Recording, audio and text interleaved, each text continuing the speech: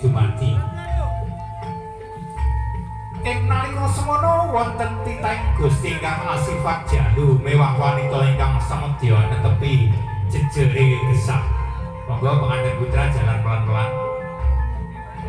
Ngance alamat Dewa Mastuti godheng para pujangga ingkang dahat pinundi-undi sarta angleluri Laksida Reja mulat edi endahing budaya luhur.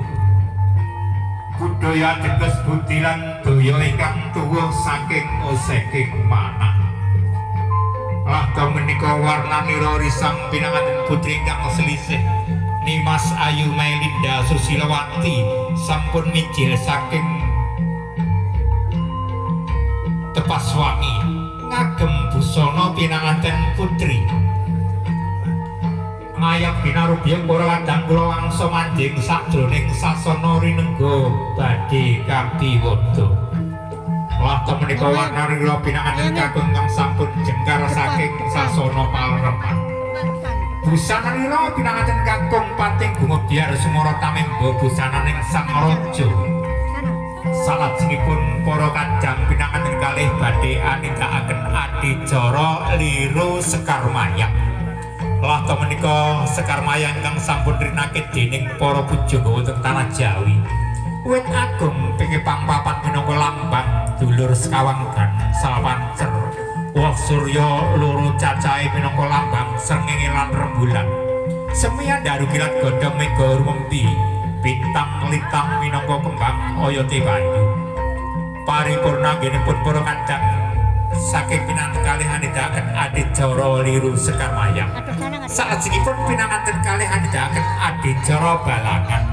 Pinanganten kakung balang sadak kang dipun waos kaliyan gantal dening pinanganten putri.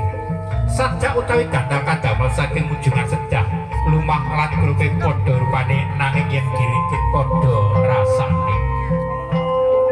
Salajengipun pinanganten kalih anindakaken jawat asta minangka paring pangurmataning pinanganten putri dhumateng rawing pinanganten kakung.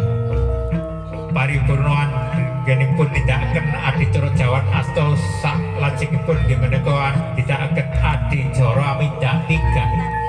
Tigan kapidak dening suku tengen pinanganten kakung.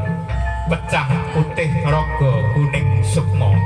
Salajengipun dipun walus wasuh kaliyan pinanganten putri kanthi toya Sekar Staman. Pecahing tigan minangka lambang babaring wiji. Mugi-mugi pinanganten kalih punika anggenipun nglampahi madyaning bebrayan agung. Enggal pinaringan welasing Gusti ingkang arupi momongan ingkang dipun gulawenah sesarengan kanthi kembah tali katresnan jati. Paripurna anggenipun basuh suku tengen pinanganten kakung kanthi toya Sekar Staman. Salajengipun adicara junjung derajat nggih menika pinanganten kakung jumenengaken pinanganten putri utawi junjung derajatipun pinanganten putri. Kapandu dening Ibu Pangramu Busana tata rias prima salon. Pinanganten kalih salajengipun nindakaken adicara salajengipun. Adicara salajengipun nggih menika adicara sinduran. Sarana slendang suta lan rekta abang lan putih Kanjeng Rama mapan wonten ngajenging laku ing ngarsa Sun Tuladha. Dene pinanganten kalih mapan wonten tengahing laku ing madya bangun karsa. Dene punapa Kanjeng Ibu mapan wonten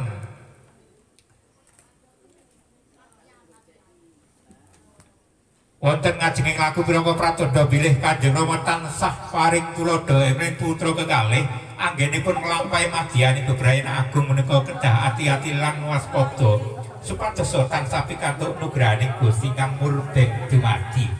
Alon-alon lampahipun Kanjeng Rama anggenipun boyong pinanganten kalih pinuju ing dampar palenggahan minangka pratandha bilih Kanjeng Rama tansah paring tuladha bilih anggenipun nglampahi madyaning bebrayan agung punika kedah ati-ati lan waspada supados tansah pikantuk nugraning Gusti Kang Murgeng Jumaji paripurna anggenipun nindakaken adicara sindur kinayah salajengipun pinanganten kalih nindakaken adicara timbang pangkon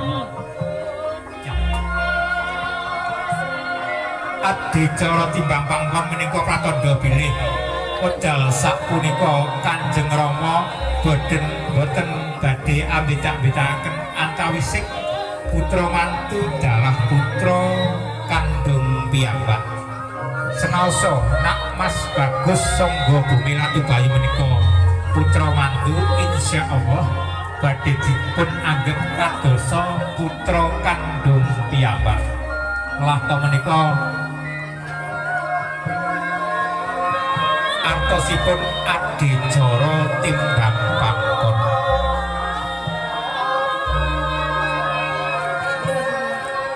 adicara timbang pangkon sampun paripurna salajengipun kapandhu dening Ibu Pangramsana Tataryas Prima Salon pinanganten kekalih nindakaken adicara inggih menika adicara tanem jeruk dene punapa Kanjeng Rama sampun paring donga pangestu dhumateng pinanganten kalih ing wedal sapunika sampun paring donga pangestu inggih menika nglenggahaken pinanganten kalih ing dampar palenggahan lata menika minangka artosipun adicara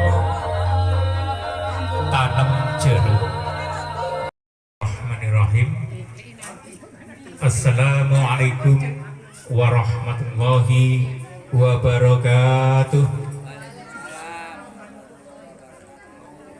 Alhamdulillahi rabbil alamin. Wassalatu wassalamu ala asrafil anbiya'i wal mursalin wa ala alihi wa sahbihi ajma'in.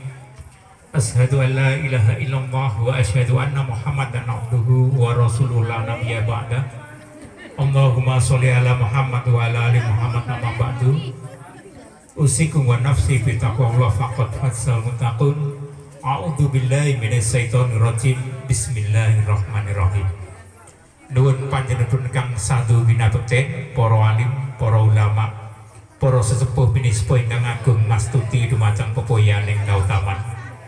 Para pangebat pangbating praja prajurit ing nagari ingkang kinarya pangayemaning para kawula dasih ingkang pantes wicarsana sumawana sang yaning para rawuh kakung mewah putri ingkang dahat kinurmatan langkung rumiyin ngengeti kita sedaya punika titah sawatah ingkang pinurba kawasesa dening Gusti Kang Maha Kuwasa pramila monggo kita tansah ngujahaken puji syukur alhamdulillah dening punapa ngantos wedal sapunika kula dalah panjenengan sami tasih pinaringan wilujeng saengga saged kempal wonten dalempun mriki kanthi sehat wal afiat boten wonten alangan satunggal punapa. Sholawat salam mugi tansah kunjuk dumateng junjungan kita Nabi Agung Muhammad sallallahu alaihi wasallam sekalian sekeluarga saha para sahabatipun. Mugi-mugi kula dalah panjenengan sami wiwit wedal samenawa ngantos dumugi yaumul akhir tansah pikantuk syafaatipun Rasulullah amin amin ya rabbal alamin. Hadirin kang kula hormati saderengipun adicara kula waosaken pramila monggo kita maos sarengan maos sumul kitab mugi-mugi adicara punika saged kalaman kanthi lancar ngantos paripurnaning adicara ila hadratin Nabi Mustafa Rasulullah sallallahu alaihi wasallam wa ala alihi washabihi ajmain. Al-Fatihah.